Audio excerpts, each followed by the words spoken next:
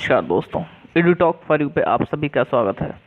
आज हम बात करेंगे 2016 सितंबर महीने के सीटेट के पेपर के, जो कि जूनियर के सेक्शन का होगा। किसके सेक्शन का होगा? जूनियर सेक्शन का, यानी कि 6 to 8 सेक्शन का। इसका हम पहला सेक्शन लेंगे, चाइल्ड डेवलपमेंट एंड पेडागोजी। आइए पहला प्रश्न लेते हैं।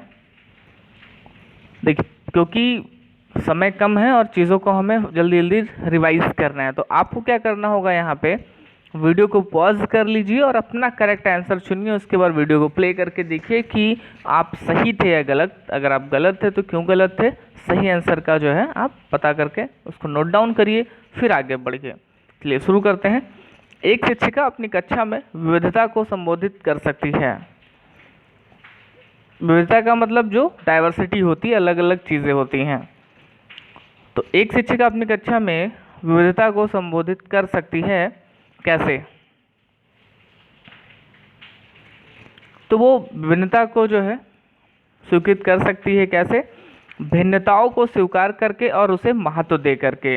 इसके अलावा बच्चों की सामाजिक सांस्कृतिक पृष्ठभूमि का शिक्षा शास्त्रीय संसाधन के रूप में प्रयोग करके, और तीसरा विभिन्न अधिगम शैलियों का समायोजन करके। तो ये 3 तरीके ऐसे होंगे जिससे वो अपनी डाइवर्सिटी को कक्षा में क्या कर सकती है, संबोधित कर सकती है, उन सब का लाभ ले सकती है। तो ये आंसर जो है यहाँ पे ABC करेक्ट हो जाएगा। आगे बढ़ते हैं। कोई शिक्षिका अपनी कक्षा में फर्नीचर की तीखी धार वाले किनारों को रुई से ढका रखने को कहती है और छुओ तथा अनुभव करो वाले सूचना पट्टों का उपयोग करने को कहती है। वह किस वर्ग के विशेष शिक्षार्थियों की आवश्यकता पूर्ति करने का प्रयास कर रही है? देखिए, वो इसमें आपको फाइंड आउट करना है कि मेन चीज़ें क्या क्वेश्चन में। तो कक्षा में फर्नीचर की तीखी धार, छुओ तथा अनुभव करो, इसके बाद किसके लिए वो कह रही है, किस वर्ग के बच्चों के लिए कह रही है। बच्चे क्लासरूम में बैठे हैं, सीट के किनारे कई बार आपने देखा होगा कुछ कील के निकल के आ जाती है, या फिर क्या होता है कि फर्नीचर ही थोड़ा सा डिसमैनेज होने के कारण वो हमारे कपड़ों को जो है नुकसान पहुंचाता है, हमारे शरीर को नुकसान पहुंचाता है। तो कह रही है शिक्षिका जो है क्लास की, उन्होंने कहा कि आप जो है उसको रुई से ढका रखिए, इसके अलावा छुओ तथा अनुभव करो। तो वो कह रही है दृष्टि विकलांग शिक्षार्थियों के लिए, क्योंकि they are unable to see properly, that's why she was saying कि आप क्या करिए, उसे रुई से ढके रखिए जिससे आप सेफ रह सकें।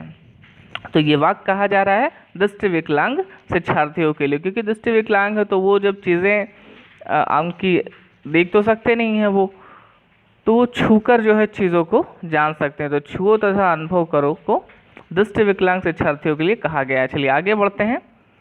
विद्यालयों में विद्यार्थियों की असफलता के बारे में निम्नलिखित में से कौन सा कथन सही है?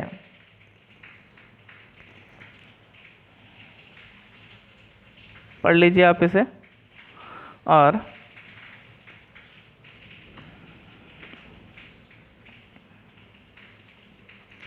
असफलता के बारे में कौन सा कथन सही है पूछा गया है, ठीक है। तो इसके लिए कथन सही हो जाएगा सी और डी। विद्यार्थी असफल होते हैं क्योंकि शिक्षण उस तरीके से नहीं किया जाता है जो उनके लिए सार्थक हो। एक तो पहला कारण हो गया असफलता का। दूसरा कारण है विद्यार्थी असफल होते हैं क्योंकि विद्यालय व्यवस्था प्रत्येक विद्यार्थी की आवश्यकताओं और अभिरुचियों का ध्यान नहीं रखता, वो उनके नीड्स और उनके इंटरेस्ट का वो ध्यान नहीं रखता, इसलिए जो है वो असफल होते हैं। तो सी और डी यहाँ पे करेक्ट हो जाएगा। दो विद्यार्थी एक ही अवतरण को पढ़ते हैं, ठीक है, फिर भी इसके बिल्कुल भिन्न अर्थ लगाते हैं, उनके बारे में निम्नलिखित में से क्या सत्य है?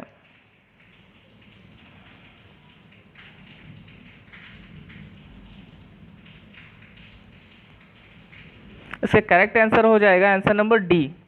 संभव है क्योंकि व्यक्ति के अधिगम का विविध कारण विभिन्न विधियों से प्रभावित करता है।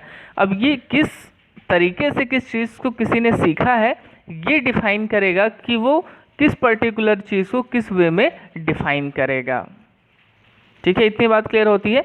तो जब भी हम किसी कॉन्सेप्ट को बताते हैं, मान लीजिए एक उदाहरण छोटा सा लेते हैं कि एक घटना घटती है पड़ोस में, तो हर एक व्यक्ति उसका अपनी तरह से वर्णन करता है कि वो गलत था या अगला व्यक्ति गलत था या ऐसा होना चाहिए था वैसा होना चाहिए था। तो वो उसकी लर्निंग का रिफ्लेक्शन होता है कि वो किस तरह से चीज़ों को देखता है।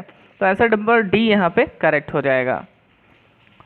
अगला प्रश्न है, राष्ट्रीय पाठचर्या की रूपरेखा 2005 के अनुसार अधिगम अपने सक्रिय एवं सरल, आंसर नंबर ए, सक्रिय एवं सरल, राष्ट्रीय पाठचर्या की रूपरेखा 2005 के अनुसार अधिगम अपने स्वभाव में सक्रिय और सरल है। ठीक है, तो यहाँ से जरूर प्रश्न पूछे जाते हैं। एनसीएफ, समावेशी शिक्षा, जीन पियाजे, कोलबर्ग, वाइगोट्स्की और जेंडर बायसनेस, ये 3-4 टॉपिक ऐसा है जहाँ से प्रश्न आने ही आने होते हैं। विद्यार्थियों को स्वतंत्र रूप में चिंतन करने तथा प्रभावी शिक्षार्थी बनने में सक्षम बनाने हेतु शिक्षक के लिए क्या महत्वपूर्ण है? तो ऑप्शन आप देखिए, पॉज करिए, उसका करेक्ट आंसर दीजिए। इसका करेक्ट आंसर हो जाएगा ए, एक संगठित तरीके से जानकारी को प्रस्तुत करना ताकि पुनः स्मरण करने में सरल हो। अब उन्हें हम इंडिपेंडेंटली क्या बनाना चाहते हैं? चिंतन करने में प्रभावी बनाना चाहते हैं। तो इसके लिए शिक्षक को क्या करना चाहिए? एक संगठित तरीके से जानकारी प्रस्तुत करना ताकि पुनः स्मरण करने में सरल हो। यदि कोई शिक्षिका चाहे कि उसके विद्यार्थी समस्या समाधान कौशल प्राप्त कर लें तो विद्यार्थियों को ऐसे क्रियाकलापों में लगाना चाहिए जिनमें हो। अगर टीचर चाहते हैं कि बच्चा उनका क्या करे, प्रॉब्लम सॉल्विंग प्राप्त कर ले, यानी कि समाधान कौशल प्राप्त कर ले, तो उन्हें किस फंक्शन में लगाना चाहिए, किस एक्टिविटीज़ में लगाना चाहिए? तो उन्हें पूछना, तर्क करना और निर्णय लेना जैसी एक्टिविटी में पार्टिसिपेट करना चाहिए। तब जब इस तरह से वो गतिविधियां करेंगे तो उनमें जो है समाधान कौशल की योग्यता विकसित हो जाएगी। तो करेक्ट हो जाएगा आंसर ए। निम्नलिखित में से कौन से तत्व अधिगम को प्रभावित करते हैं? तो शिक्षार्थी की परिपक्वता भी जो है प्रभावित करेगी, शिक्षार्थी की उत्प्रेरण भी प्रभावित करेगी, शिक्षण युक्तियाँ यानी कि कैसे आप पढ़ा रहे हैं, टीचिंग मेथड्स, शिक्षार्थी का शारीरिक एवं संवेगात्मक स्वास्थ्य। तो अब ये प्रश्न आपको नोट कर लेना चाहिए, क्योंकि ये क्या होता है, कई बार आपको डायरेक्टली पूछ लिया जाता है कि शिक्षार्थी की परिपक्वता क्या अधिगम को प्रभावित करती है या नहीं। ऑप्शन दे दिए जाएंगे। तो बिल्कुल शिक्षार्थी की परिपक्वता भी अधिगम को प्रभावित करती है, उसकी उत्प्रेरण भी यानी कि उसका मोटिवेशन प्रभावित करता है, टीचिंग मेथड्स प्रभावित करता है टीचिंग को, और इसके अलावा मेंटल और फिजिकल हेल्थ, इमोशनल और फिजिकल हेल्थ भी इफेक्ट डालता है टीचिंग पे। इसलिए अब विद्यालयों में काउंसलर्स की नियुक्ति करने का प्लान बनाया जा रहा है। सार्थक अधिगम है, क्या होगा सार्थक अधिगम? सार्थक अधिगम होगा कि निजी अनुभव से ज्ञान की संरचनाओं का सक्रिय निर्माण। तो जब हम अपने व्यक्तिगत एक्सपीरियंसेस से ज्ञान की संरचनाओं का निर्माण करते हैं तो वो क्या कहलाता है? एक्टिव लर्निंग कहलाता है, यानी कि सार्थक अधिगम कहलाता है। विद्यार्थियों के प्रभावशाली अधिगम के लिए निम्नलिखित में से कौन सा शिक्षक के प्रारंभिक कार्यों में से एक नहीं है? आंसर पॉज करके आप बताएं। आंसर करेक्ट हो जाएगा, विद्यार्थियों से उच्चतर स्तर के प्रश्नों के उत्तर की अपेक्षा करना नहीं चाहिए। ठीक है, तो अब उनसे लंबे प्रश्नों के उत्तर की जो है हमें अपेक्षा नहीं करनी चाहिए। तो करेक्ट आंसर हो जाएगा आंसर नंबर डी। अगला प्रश्न लेते हैं, विकास के सिद्धांतों के बारे में कौन सा कथन गलत है? तो विकास के सिद्धांतों के बारे में पहला जो ऑप्शन है वो गलत है। क्यों? क्योंकि इन्होंने कहा कि विकास एक परिमाणात्मक प्रक्रिया है जिसका ठीक ठाक मापन हो सकता है। बिल्कुल नहीं हो सकता है।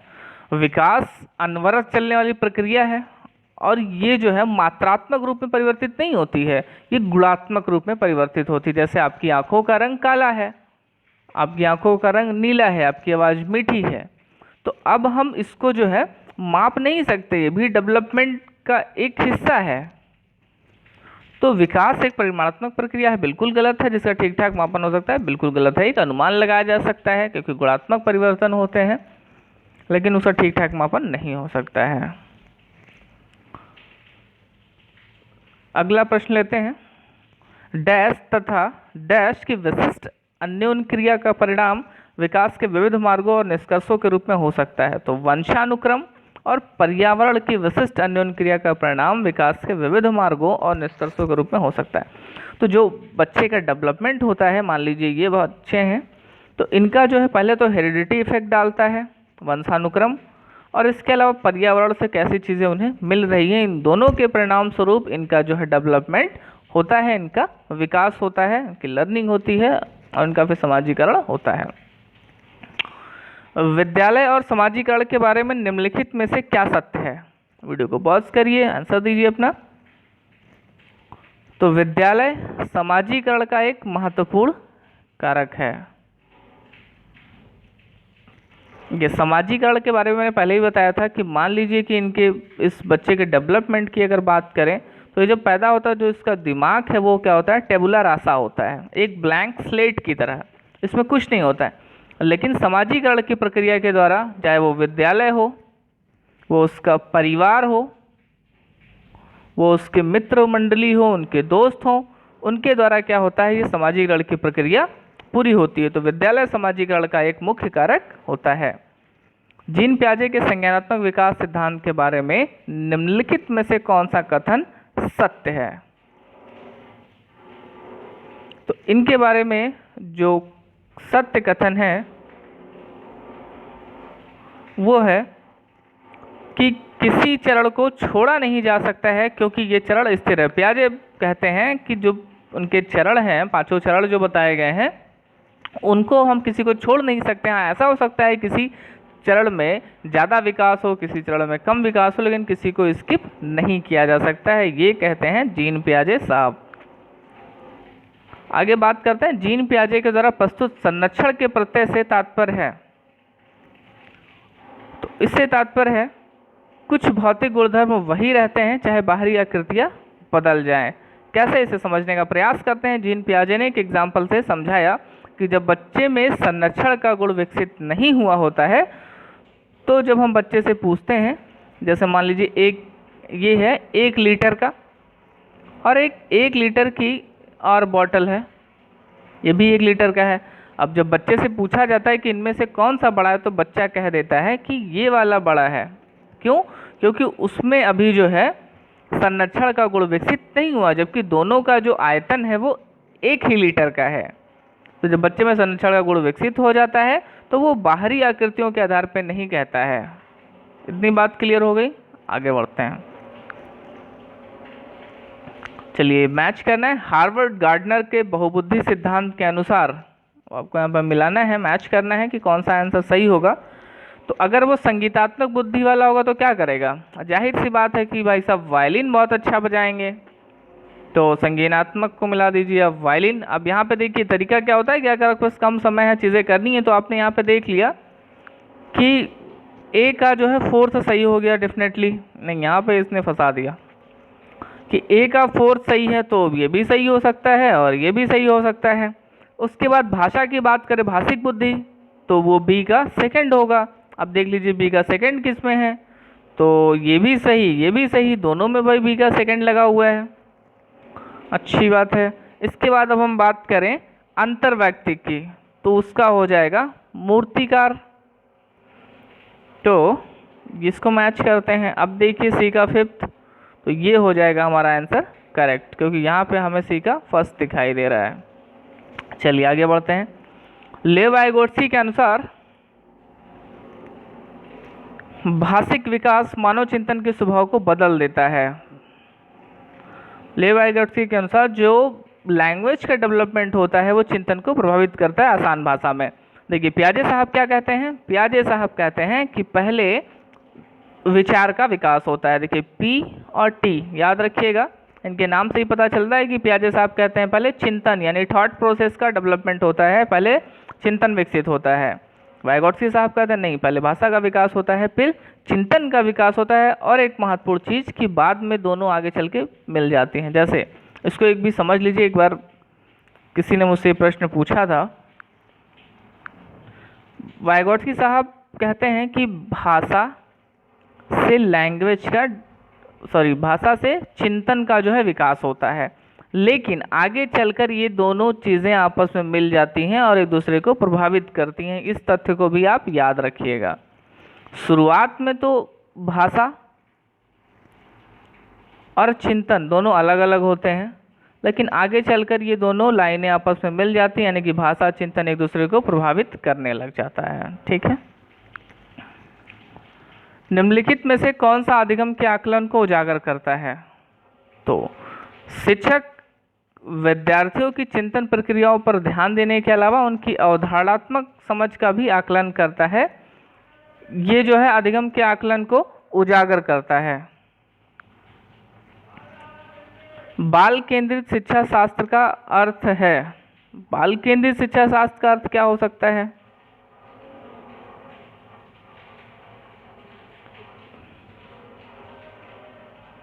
इसका आंसर हो जाएगा बच्चों के अनुभव और उनकी आवाज़ को प्रमुखता देना। ठीक है।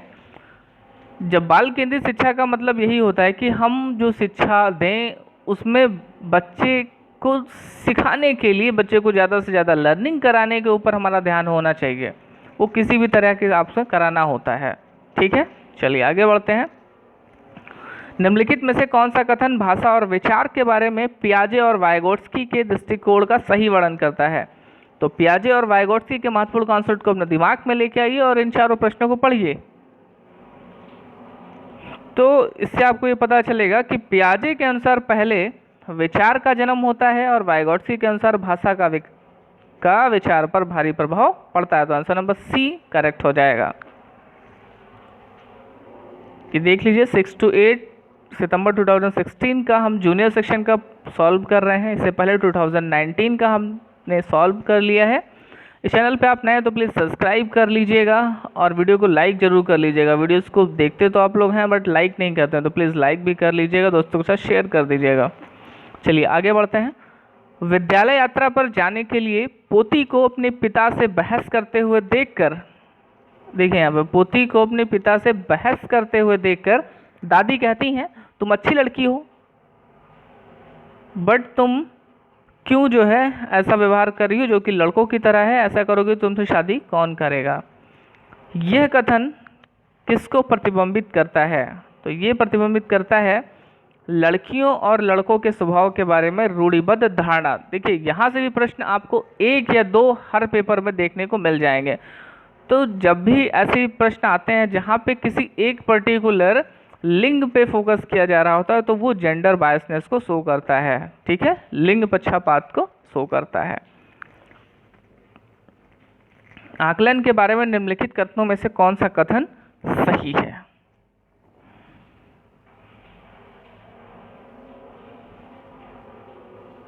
तो आकलन के बारे में, आकलन का मतलब होता है असेसमेंट, तो उसके रिलेशन में कौन सा कथन सही होगा? तो इसके रिलेशन में जो सही कथन हो जाएगा वो है आकलन से विद्यार्थियों को यह सहायता मिलनी चाहिए कि वे शक्तियों और रिक्तियों को देख सके और शिक्षक तदनुसार उन्हें ठीक कर सके। पहला तो असेसमेंट का जो रीज़न होना चाहिए वो ये होना चाहिए। दूसरा, आकलन केवल स्मरण शक्ति का ही नहीं, बोधन और अनुप्रयोग का भी होना चाहिए। बहुत ही बेहतरीन क्वेश्चन है ये। आप अगर समझेंगे कि असेसमेंट हम क्यों करें, बच्चों का फाइनल रिजल्ट दिया जाता है, उनके एग्ज़ाम्स लिए जाते हैं, तो उसका फ़ायदा हमें क्या मिलना चाहिए? देखिए उससे तो हम बच्चों के अंदर जो एजुकेशन का गैप है, जो उन्होंने नहीं सीखा, उसको फाइंड आउट करें। ये आप ठीक से समझ लीजिए क्योंकि हो सकता है इसे दूसरी तरीके से पूछा जाए एग्ज़ाम में। तो असेसमेंट यानी कि मूल्यांकन का, आकलन का जो कारण होना चाहिए वो होना चाहिए कि शक्तियों और रिक्तियों को देख सकें, यानी कि बच्चे के अंदर क्या स्ट्रेंथ है और क्या वीकनेसेस हैं उसको हम फाइंड आउट कर सकें और जो उसके वीकनेसेस को है उसको हम इम्प्रूव कर सकें, सही कर सकें। इसके अलावा बच्चे का हम कितना उसने रट्टाफिकेशन किया है, कितना इसने रटा है, केवल इस चीज़ को ना देखें हम, बल्कि उसकी अंडरस्टैंडिंग कितना है उस कॉन्सेप्ट को लेकर के उसको भी देखें और उसके एप्लीकेशन को भी देखें, यानी कि उस ज्ञान को वो कैसे बता रहा है, उस ज्ञान का वो कैसे उपयोग कर रहा है, उसको भी हमें आकलन में सम्मिलित करना चाहिए। वेरी इंपॉर्टेंट क्वेश्चन है क्योंकि ये नई शिक्षा नीति, एनसीएफ, समावेशी शिक्षा सबको इंक्लूड करता है, तो इसे आप जरूर नोट कर लीजिएगा। अगला प्रश्न लेते हैं। शिक्षा का अधिकार अधिनियम 2009 के अनुसार विशेष आवश्यकता वाले बच्चों को पढ़ाना चाहिए। तो करेक्ट आंसर हो जाएगा समावेशी शिक्षा व्यवस्था में इस प्रावधान के साथ कि उनकी व्यक्तिगत आवश्यकताओं की पूर्ति किया जा सके, उन्हें इस तरह से पढ़ाना चाहिए। तो करेक्ट आंसर हो जाएगा आंसर नंबर डी। जिस कक्ष में विविध पृष्ठभूमि से विद्यार्थी आते हों, यानी कि अलग अलग बैकग्राउंड से आते हों, वहाँ एक प्रभावी शिक्षक क्या करेगा, ये आपको बताना है। तो सांस्कृतिक जानकारी की अनदेखी करेगा और एक समान तरीके से अपने सभी विद्यार्थियों के साथ व्यवहार करेगा। ठीक है, वहाँ पे हमें अलग अलग बैकग्राउंड से आए हुए बच्चों की क्या करनी है, उन्हें हम ये नहीं करेंगे कि नहीं आप यहाँ से आए तो यहाँ बैठिए, यहाँ से आए तो यहाँ बैठिए, बल्कि हमारे लिए वो सभी क्या होंगे, सामान्य बच्चे होंगे और सभी विद्यार्थियों के साथ हमें क्या करना पड़ेगा, इक्वली बिहेव करना पड़ेगा। चलिए अगला प्रश्न लेते हैं। विविध शिक्षार्थियों वाली एक समावेशी कक्षा में सहयोगी, अधिगम और समवयस्कों से सीखना, इसका आंसर आप कमेंट बॉक्स में बताएं कि इसका आंसर क्या होगा, क्योंकि ये समावेशी शिक्षा का है। समावेशी शिक्षा का पर्टिकुलर वीडियो मैंने एक बनाया है, तो उसको अब तक नहीं देखा है तो जाके उसे देखिए और वहाँ से काफ़ी आइडियाज़ आपको मिल जाएंगे। इसके बाद इस प्रश्न का आप उत्तर दीजिए। तो मिलते हैं अगली वीडियो में, तब तक जुड़े रहिए हमारे चैनल के साथ, लाइक और सब्सक्राइब कर दीजिएगा। थैंक यू दोस्तों, नमस्कार दोस्तों।